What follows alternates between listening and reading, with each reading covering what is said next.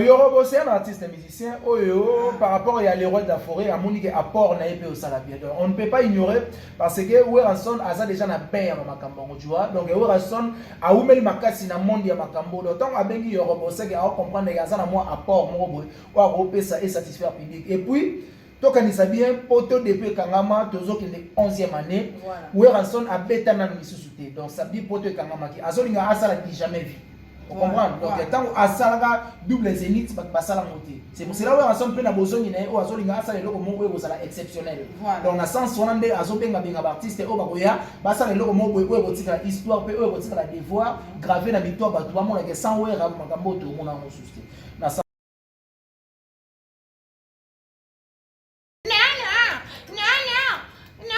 Wani? Nino? Kasi kilelote. Kilelo on la seule bâtée, live sayo Nathalie fitting wana mais on dirait ba briska inde innocent. Donc on dirait Rebo attaquer pression. Ba ça la ka fitting. Ozo comprendre. Ba préparer té. Donc ils ont mon na ke bateau ba uba utimbe tumbala moko ba ke na clip. Ah, pesa moté. Et ça m'a fait makasi. Et l'accélérateur ka ba kita ba ke na clip. Je suis fatiguée. Je suis fatigué. Non, moi, c'est dans la moi, sélection.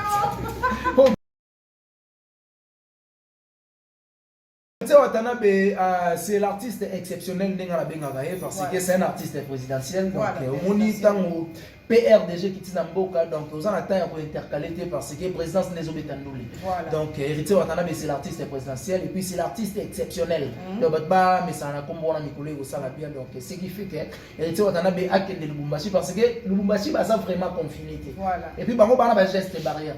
Donc, c'est normal, l'artiste a quitté presté. Et puis, il y a l'artiste, ceux qui ont sous la production, on a pas beaucoup de qui va prester parce que Héritier Watanabe déjà font l'idée parce que pour tout le monde qui est profiter à se faire ça bana kini bana ya Lubumbashi bana bambushima bana balikasi et au sala vraiment.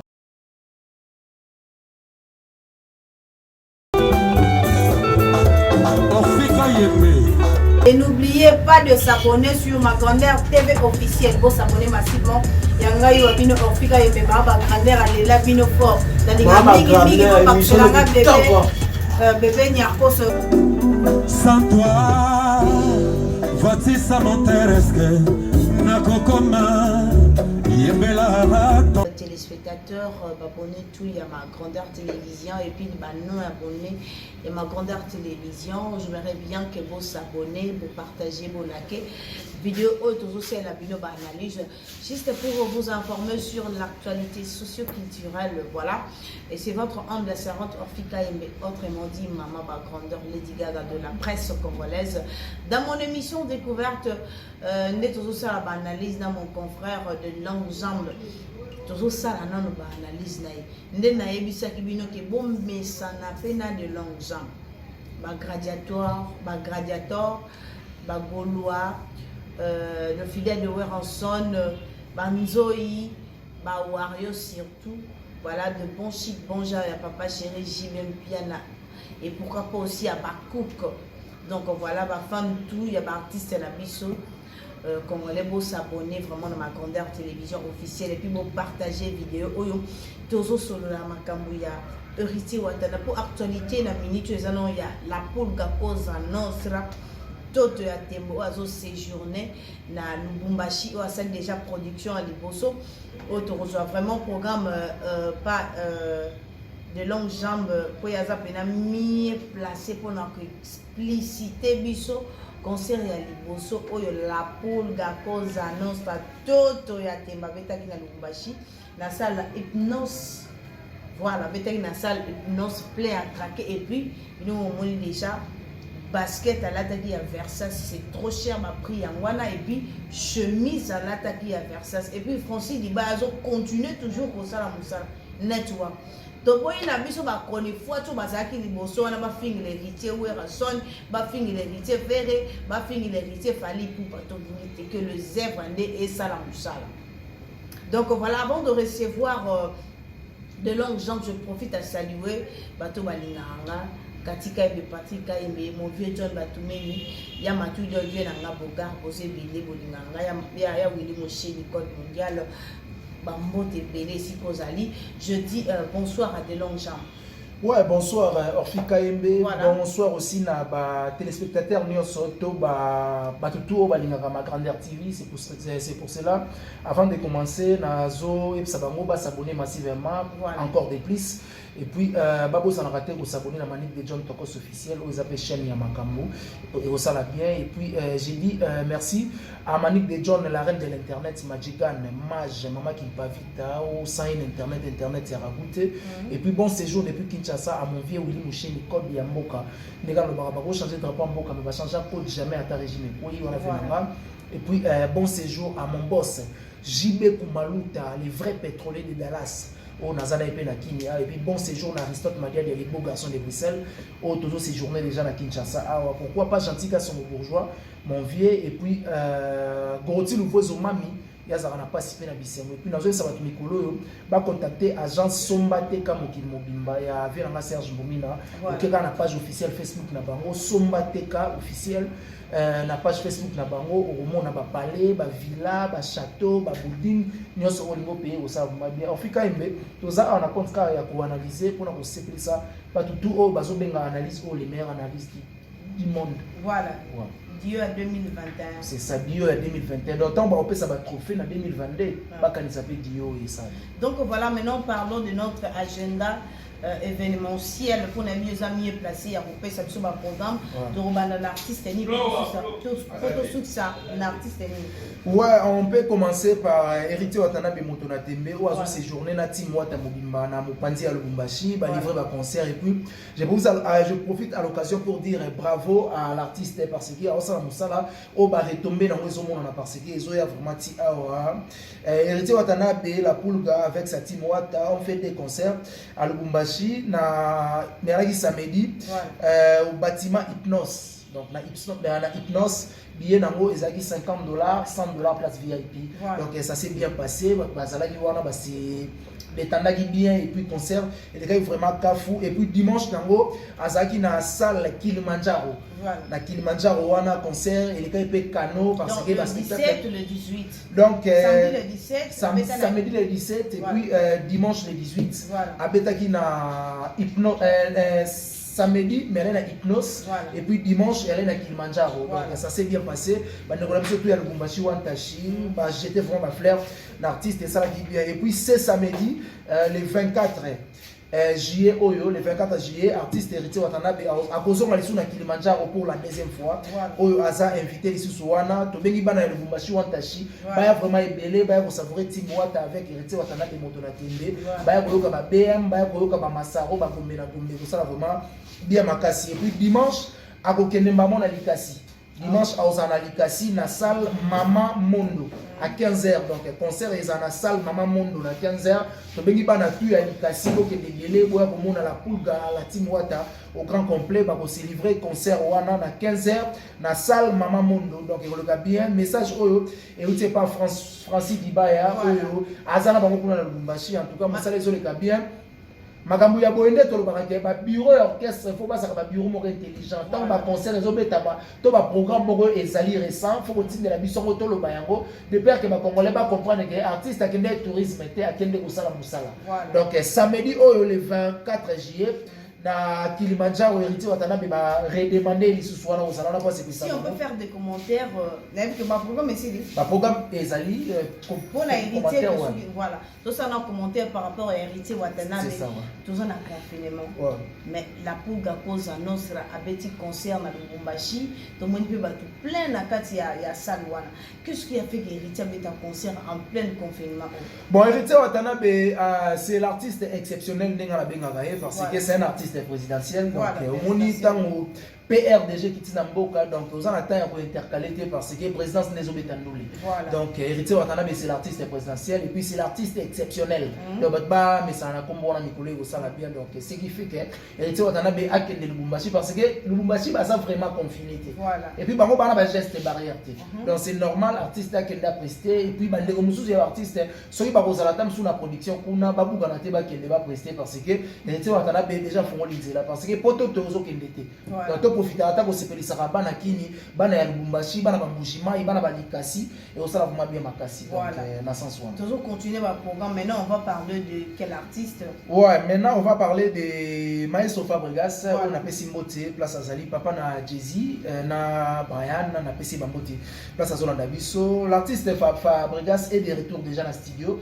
On a préparé album il y a groupe où ils ont intitulé Merci. Merci pourquoi Azo artiste naie du groupe quoi groupe naie ba osenga merci par rapport à ma faveur ou Azo pesa ba ya kotaka su banzembo ya kosala ba disque donc ba zo zonga lisusu na studio pona ko kende sikoyo 3 semaines ya kokanga na studio pour ba préparer biso merci ou ezoya album du groupe soki asisi 3 semaines wana artiste Maestro Fabregas a kokende sikoyo na Paris pona ko kende ko préparer pe disque naie o abenga na kombo ya Radar, pourquoi joue ton zoé na plateau à tourner pourquoi Radar parce que Radar et Zolo va déjà aider. Donc je pense que Maestro Fabregas c'est une invitation au to lancer déjà donc ce qu'on attend tout temps on attend au bengi biso to tracer programme tout pour une émission parce que Gina PMF.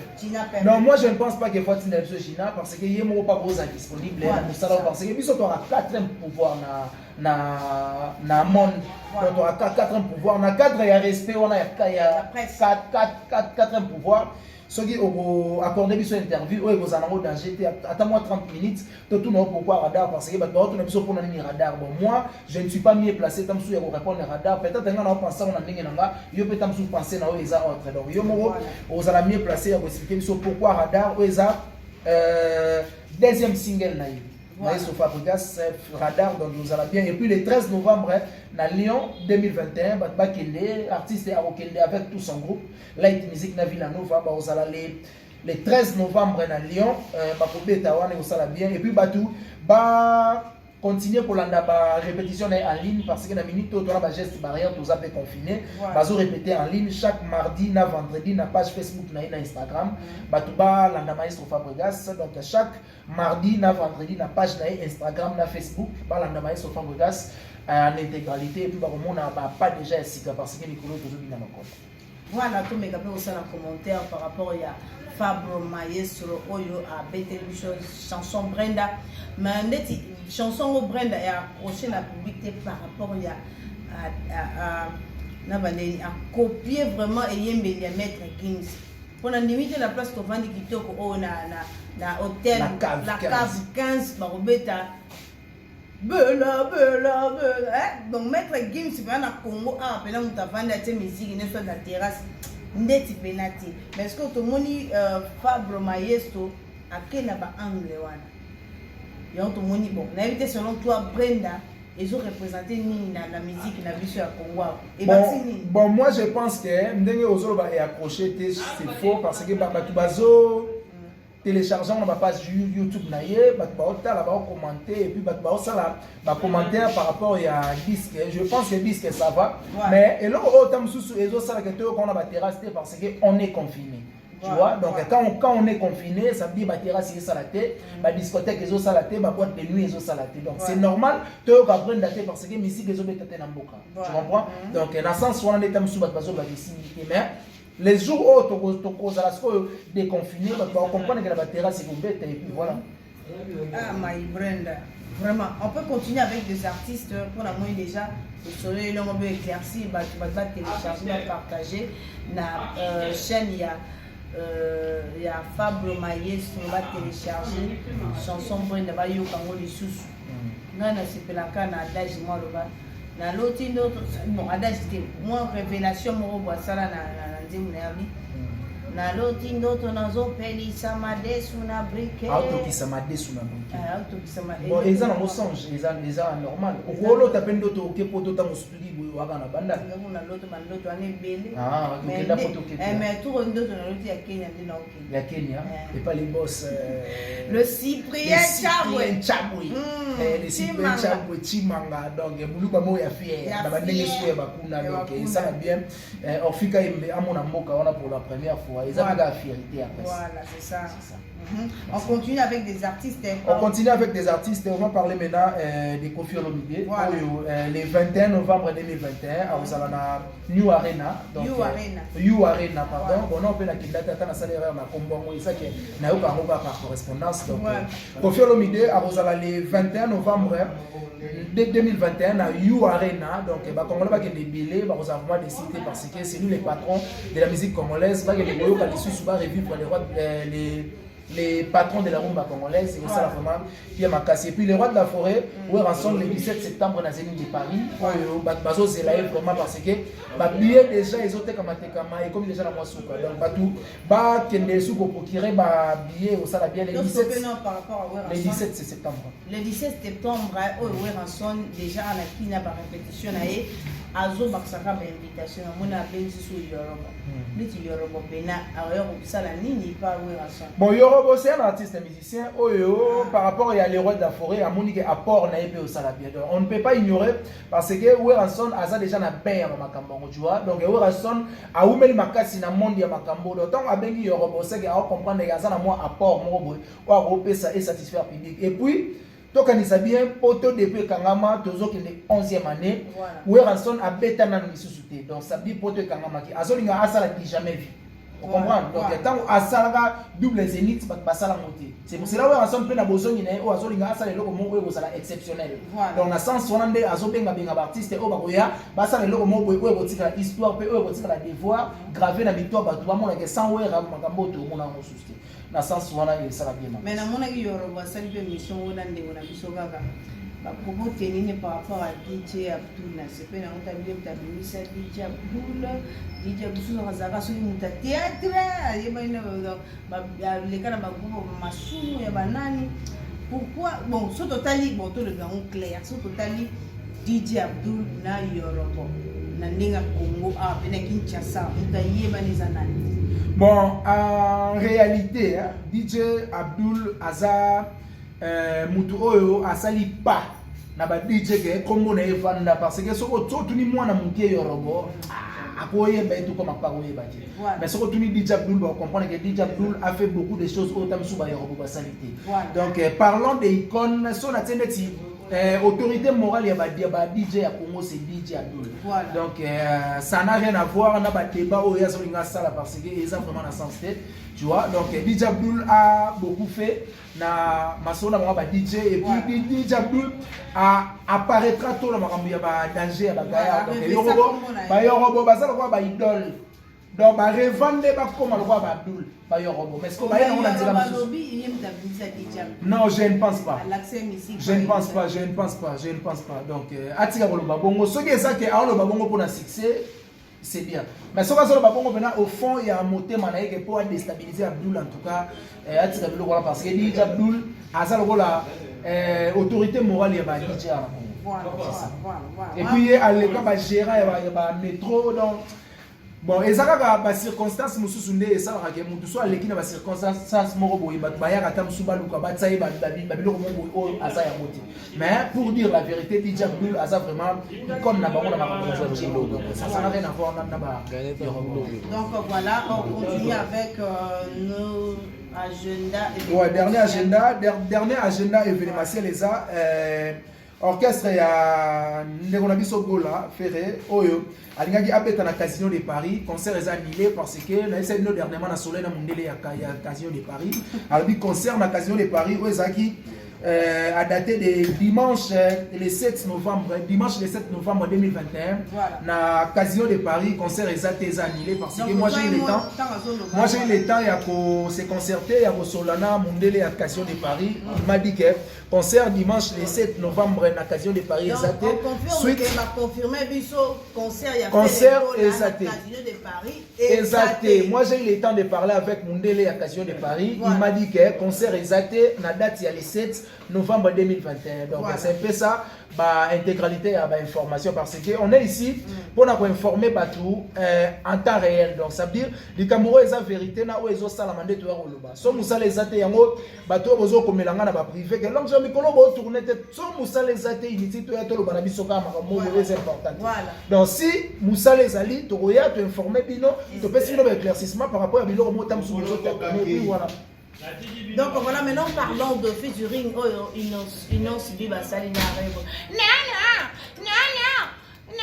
Wani? Non. Parce qu'il est loté. Qu'il est là, on a se battu. Live Sayo, Nathalie Fitting, mais on dirait que Briska Innocent. Donc on dirait Rebo attaquer pression. Bah ça la featuring. Vous comprenez? Bah préparer. Ils ont mon bateau, bah où tu mets tout le monde qui est là.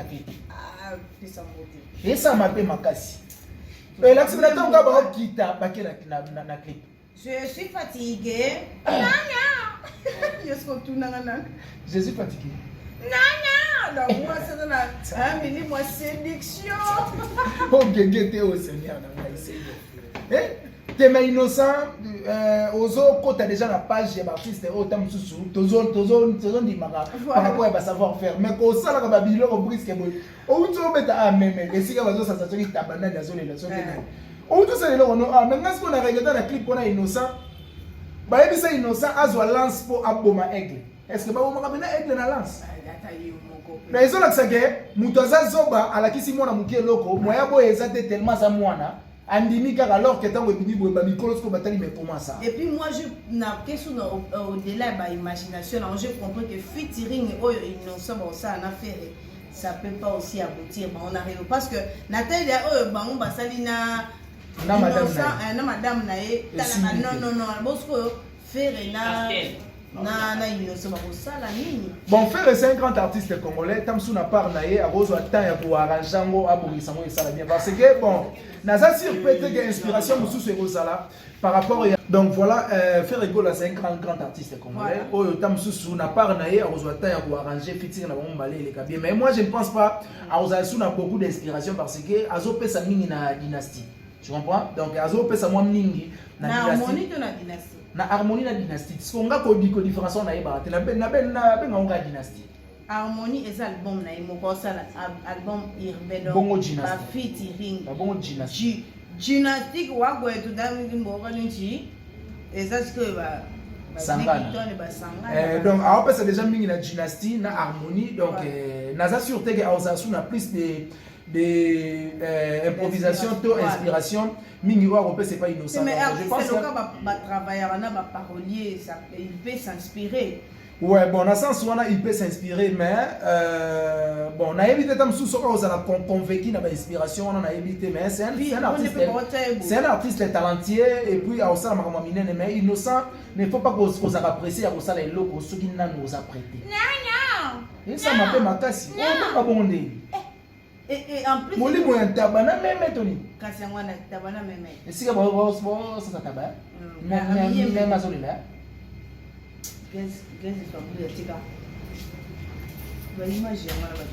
Yemba mukolo mbongo na pie ba mote mukolo mbongo gezi bon mawete normalement faut aganga parce que makelelo batsaki ya kimwasi na mobali yango te falaki ba servir biso très romantique et puis clip nango falaki beza pena na ba place moko ba betu ba place moi ba plage parce que malheureusement nzoto innocent na plage nde na éviter so ndeni mais fallait que ça monde mo nzoto nesko etika la bongo na plage nzoto so eza romantique te etika na couper mipende balinga bakanga ona YouTube doigt d'auteur YouTube ngo kanga ngo doigt d'auteur Mipenda ne yole ga mikema. Balinga ba mona wa mipenda SS bakanga ko la doigt de. Donc voilà, on est maintenant en train de citer pour parler de cet artiste comédien assez la mise au rôle qui peut vraiment oui. Zo pesa mbongo na ba site mikolo. Voilà, zo pesa mbongo mikolo na ba site belé Mike la Duchesse ba propos tenir na ça. Ils ont s'afflammé toujours, ils ont créé toujours un problème.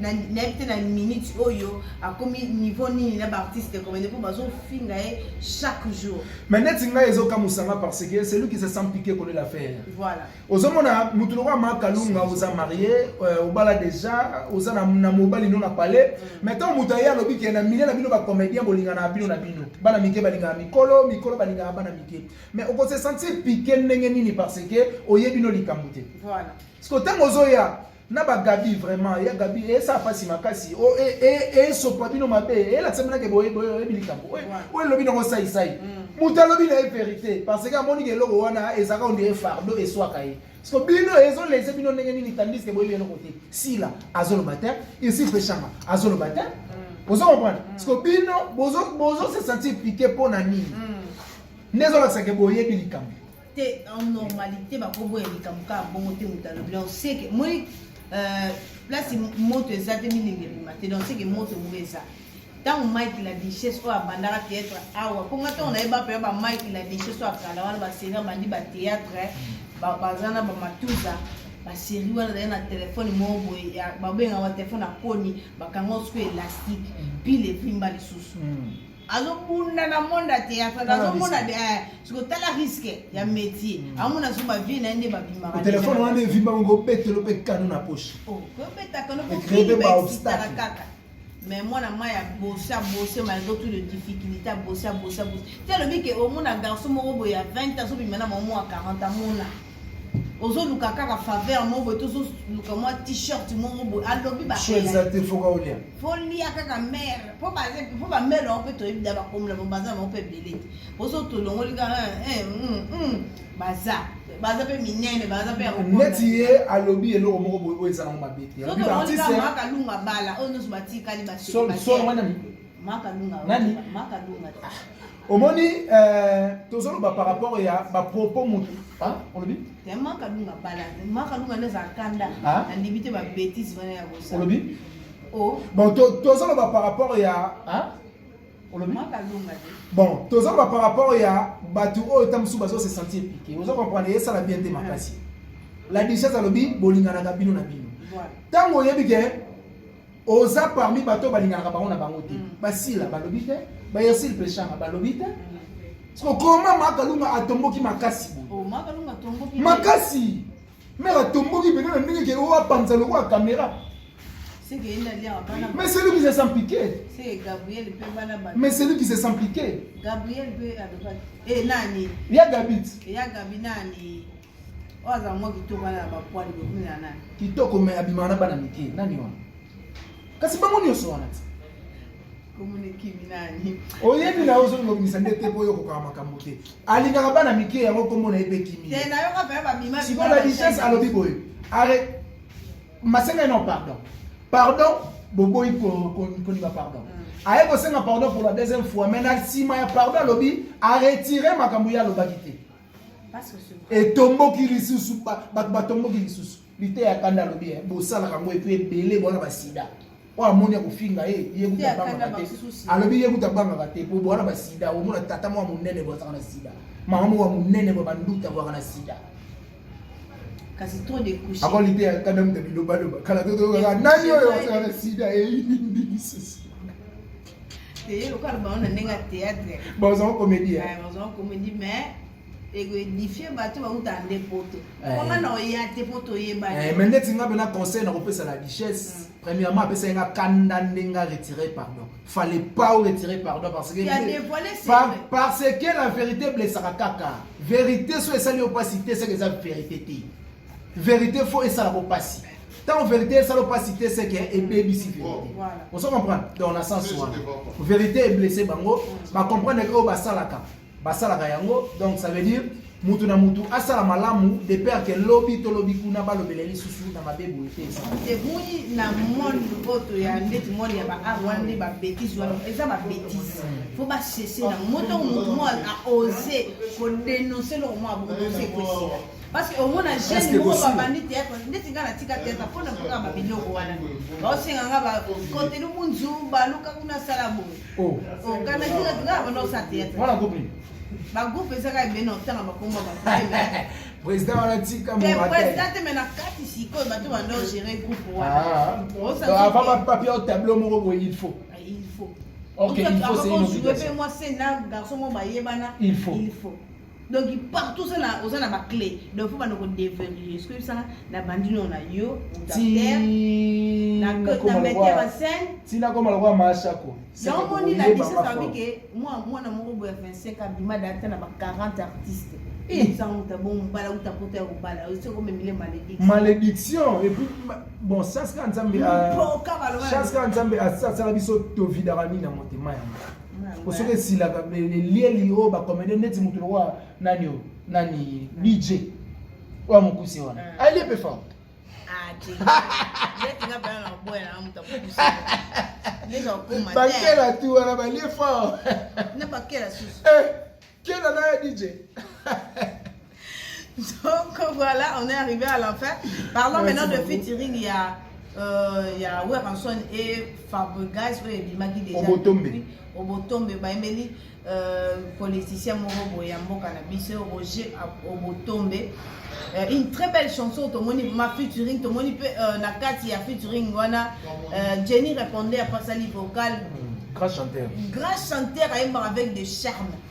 Commentaires sur clip et puis ouais, clip ça va, c'est une très très belle chanson. Oh, le roi de la forêt banda abanda ko sala banzembo ratakate. Donc moi c'est une très belle exaltée parce que ça déjà ba belle. Donc ils allons ba continuer kaka ya bolamu donc na sens wana.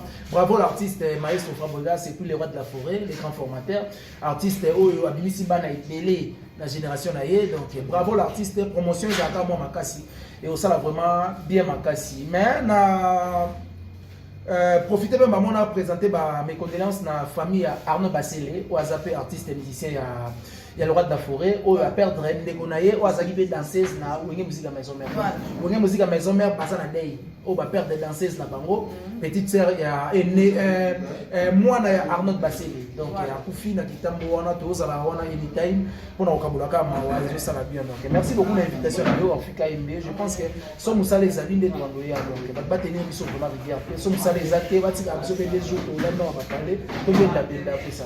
Voilà, ton côté un peu mieux de son ces journées déjà à Kinshasa déjà tout. Bienvenue à Kinshasa, miel de son l'artiste du moment. Au moment où ça la fierté à voir en scène de la Toro, l'enfant poli aussi. Donc voilà, photo va travailler. Photo tout le monde pour des photos de la marque comme donc il fait la répétition. Donc comment chiter dans l'émission la biso, qu'est-ce que tu peux dire par rapport à l'actualité du jour au Tolobelité? Ouais, c'est que je peux dire Batouba s'abonner massivement. Ouais, un message. Télémisa biso papa, téléma na yo, téléma biso donc voilà les gars comparer moulaïso na zokola. Sans mon trop on est pas la vaille. Merci beaucoup na batutu au balandaki biso. Et Badeliti Souka, merci aussi de vous abonner massivement. Ils ont l'accès vous en vraiment des cœurs. Et puis merci à eux, Africa et même ma grandeur. Et puis ingénieur Valdano Kawasa. Ingénieur Valdano Kawasa, toujours présent. Et puis merci à l'espace et à Marabiso Anytime, la cave 15. Ouais, la cave 15. Avec notre gérant. Et bien avec notre gérant, au nom de maîtriser Congo Témé. Il y a peut-être d'autres Congo parce que on a déjà supervisé.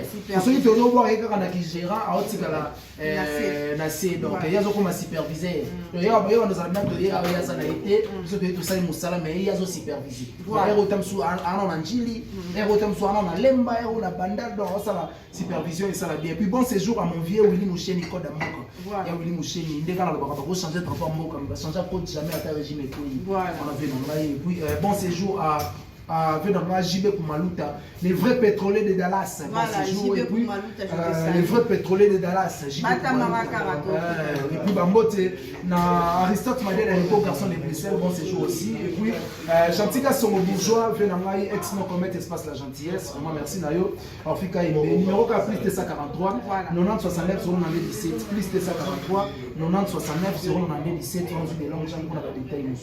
Donc voilà, merci beaucoup à le Cyprien Thiabo, bientôt la Kenya. Azal le président est jeune tout congolais na Kenya. Donc le président de tout congolais voilà. En Kenya. Ok, merci beaucoup.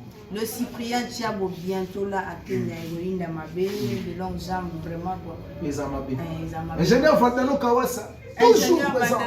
Toujours présent. Pourquoi pas aussi un matou de vient dans Bogar, Gary ou et puis Gary ou les GI. Bon séjour au pays, venant valise les autres tamboladiques présidentielle. Yo se moni parti de poye. Oh Madjika. Yo se moni président de la République de poye. Gary ou les GI, Jika présidentielle. Et puis dans la cave qu'est-ce que si ba mote na ba serveur nyos na ba tutu et puis plaisir na ngeza caméraman en filmer biso caméraman marié. C'est un plaisir. Ba tout ba filmer abi loka pas ba secret. Mais Tamboli ba hôtel à Kisasa après au caméra autant mandé. Donc merci beaucoup. Donc voilà, pour s'abonner vraiment massivement ça mon côté bazami bali. Mais on est ça fiancé caméraman fiancé. Donc tous ça va proposer na de mutabala. Mané faut péter mon ex, on est tout film. Kitoko. Ingénieur Fantano Kawasa. Toujours présent. Bon s'abonner massivement au prochain numéro, bisous bye. Et surtout par commentaire dans minute on. Et ça bien mon commentaire et surtout Mikolo ko taka ambien. Tellement le ba ina mal et ça bien mais ko ambien ko ça mal. Donc voilà, bisous bye au prochain numéro.